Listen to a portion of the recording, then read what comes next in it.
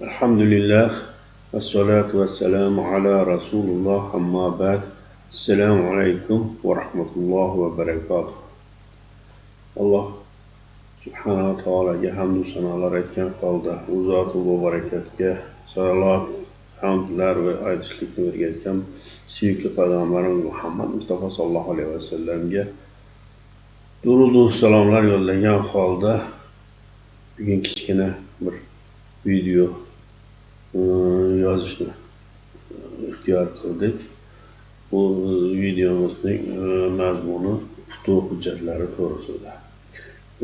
Hech kimga sir emaski, hozirgi kunda qurilish sohasida hujjatlarni yuritish juda ham ayanchli, og'ir ahvolda. Buni hammamiz ko'rib bilib yuribmiz.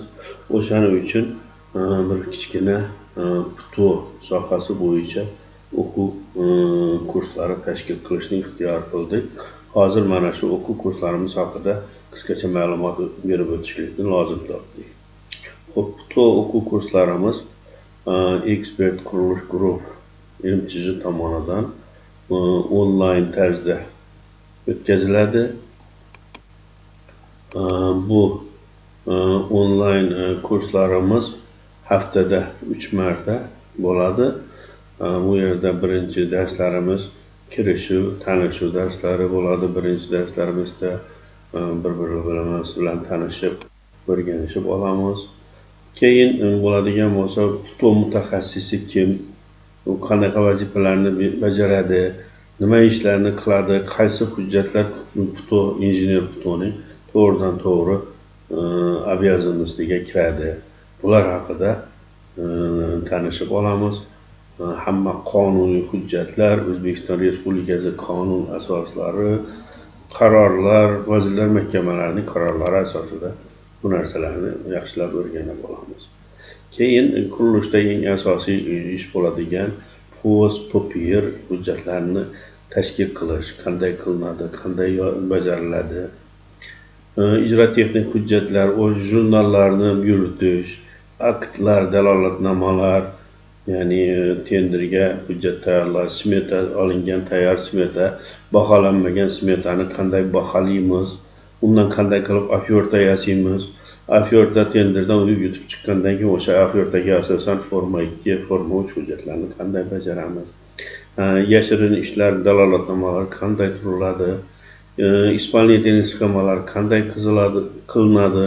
Umuman bu hujjatlarni o'zi nimaga kerakligi haqida shoshmasdan yaxshilab ma'lumot berib boramiz. Xo'p,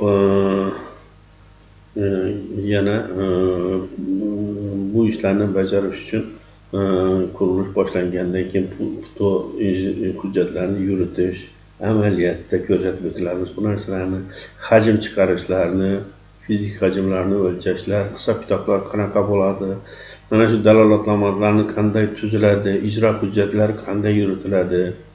Bularning hammasi ham nazariya, ham real obyekt misollarida tushuntirib ko'rsatilib beradi.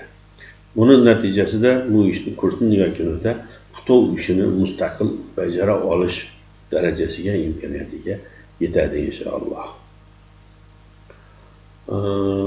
Bu kelajakda futuh mutaxassisini karyerasi haqida aytadigan bo'lsak, hozirgi shu kungi kunda yaxshi futuh injeneriga talab juda ham yuqori. Bizni kursimizni tugatgandan keyin 100% kafolat berib ayta olamizki, boshlang'ich eng birinchi $1000 oylik talab qilishga haqli bo'lishadi. O'sha bizning tinglovchilarimiz. Futuh ishini yaxshilab o'rgangandan keyin qurilishda podrachnikni hisobidan ishlash mumkin, zakazchi hisobidan ishlash mumkin, texnadzor bo'lib ishlash mumkin. Bizning kurslarimizni bitirgandan keyin bu narsalar juda ham bir hammasi o'rnida bo'ladi. Shu narsani aniq 100% ishonch bilan ayta olamizki, futuhni bilgan odam ishsiz qolmasligi haqida bemalol qo'rqmasdan ayta olamiz. Bu meni o'zimning 40 yillik qurilish sohasidagi tajribamdan chiqib aytayotgan gapim. hamma narsaga investitsiya qilinadi, sarf qilinadi, xarajat qilinadi. Bu narsa ilmga qilingan sarf, bu investitsiyaning eng foydalisi, eng samaradori deb bilamiz.